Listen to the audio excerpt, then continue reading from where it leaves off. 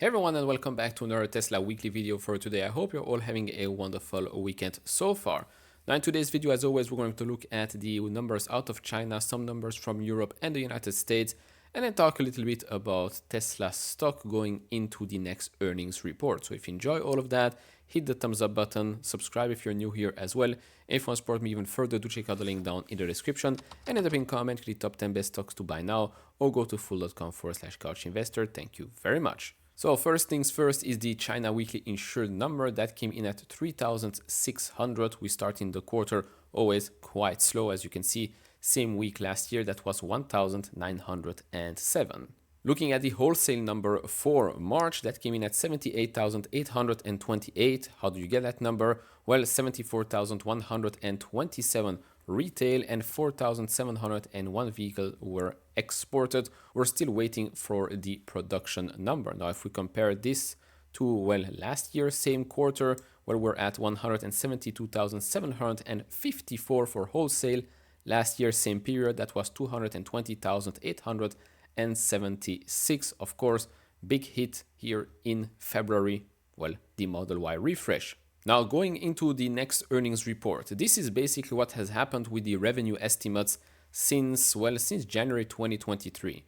You can clearly see that estimates have come down and have come down quite drastically. This line right here, the bright blue, is for Q1. So if we follow that line, you can clearly see that, I think it was 2 years ago, the estimates were more than double than where we're at right now. So don't take yourself too seriously when you miss your estimates or guesstimates, right? Talking about specific companies and you were right or wrong. Well, people here that are getting paid quite a lot of money got it very, very wrong as well. Now, me personally, what do I think will happen? Well, I think it's going to be quite a horrible quarter, to be honest. And the only way for the stock not to get hit that hard is for Tesla to still tell us that, look, the new and affordable models are still on track to be launched in the first half of 2025. If there are any delays or any change of plans, I expect the stock to get hit quite hard. Any change in Tesla Semi, any change in maybe Optimus as well, or something like that, maybe FSD launch in Austin, any negative change is going to impact the stock quite negatively. Now, on the flip side, if everything is still on time, I do think that we can stay above $200, $250. I mean, if you look at what has happened with the stock and the stock market in the last 5 days, I mean, Tesla stock in the last 5 days is up 13.1%. So it is holding up quite well. Of course, it was an extremely volatile week, one of the craziest weeks out there. And I think on Monday, it's going to get even crazier because I've just seen that, from the tariff report, there are some exclusions, which are smartphones, PCs, so expect some semiconductor players to actually, soar on Monday. I think semiconductor equipment as well are excluded from that reciprocal tariff. So not 145%, but they're still, I guess, getting hit with 20% tariffs or something like that. Now, going back to Tesla, if you look at the stock in the last month, it's been flat-ish to up 1.6% in the green in the last month, despite everything that we've seen and we've heard.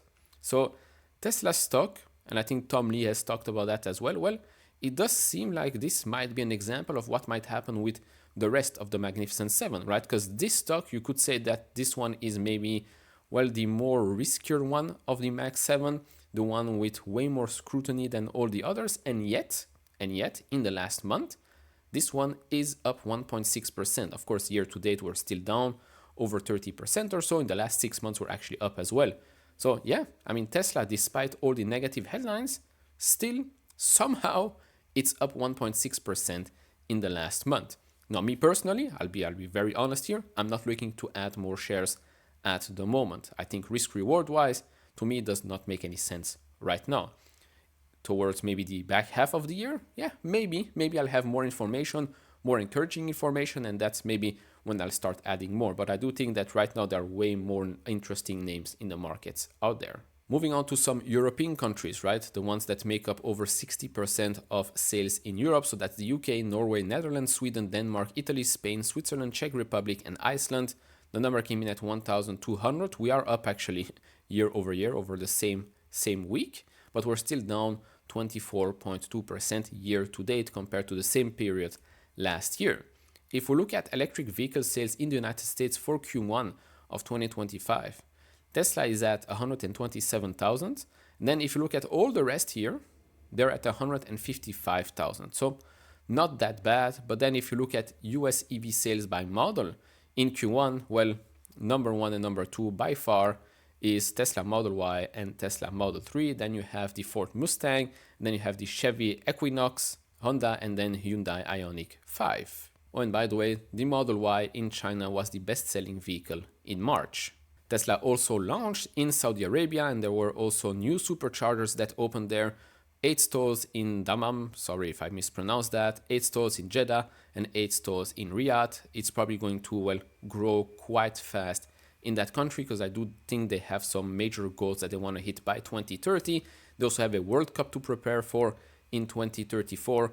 So I would imagine that by then they would like to maybe have a very, very big supercharger network and maybe even a big robo-taxi fleet. Moving on to the Cybertruck, a new, more affordable, let's say a cheaper model has been launched here. And to be honest, I mean, remember we've talked about the pre-orders, right? Between 1 million to 2 million pre-orders. This is going to sell like hotcakes. Well, I was a bit skeptical before. I'm still skeptical right now. Maybe now with the price reduction, maybe we're going to see, well, more people buy it. But so far, I think it's a bit disappointing. Don't you think? I think the sales are a bit disappointing, especially when you look at, well, the last production and delivery numbers. You would have thought that, well, the other models, right? SNX, okay, fine. We know that that thing is already very, very, well, it's not growing that much anymore, but you would still think that Cybertruck would pick that category up a little bit. So far, that's not the case. And that's why I'll repeat again and again, I'm the most excited about the Tesla Semi. Now we've had a Mizuho note. I think they also reduced their price target. I can't remember exactly by how much, but they said the following. Tesla's revised first quarter 2025 estimates now stand at $20.53 billion in revenue and 51 cents in EPS, down from the previous $22.3 billion and 57 cents respectively. This adjustment is more conservative compared to the consensus estimates, which are $21.92 billion in revenue and 44 cents in earnings per share.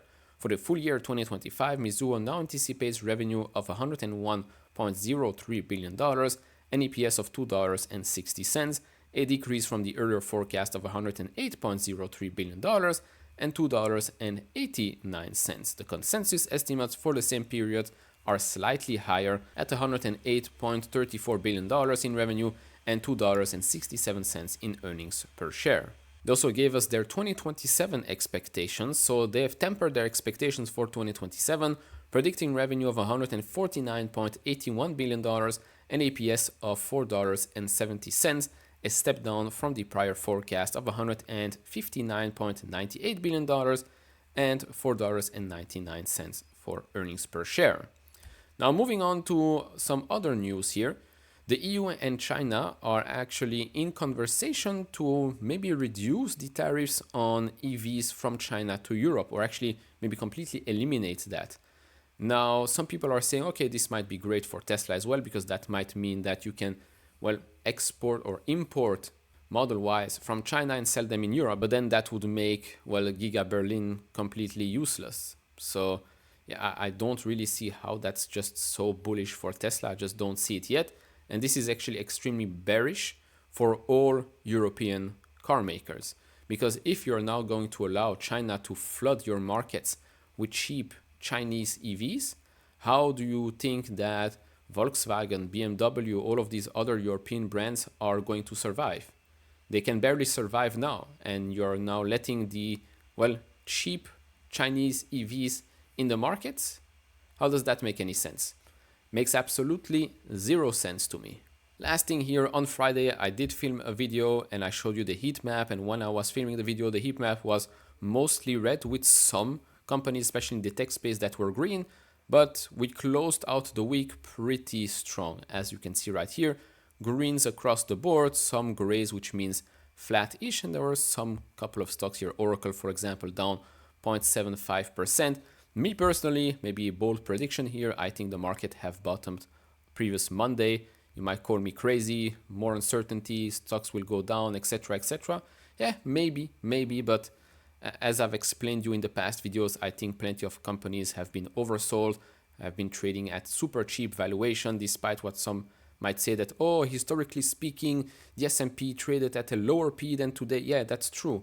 Historically speaking, you didn't have companies like this of these sizes either. So it's not really an apples to apples comparison here. Plus, I invest in companies, I don't invest in the market. Yes, I very well know that the market can take good companies down even further. I know that, and I've also said that we're not out of the woods just yet, or not completely out of the woods.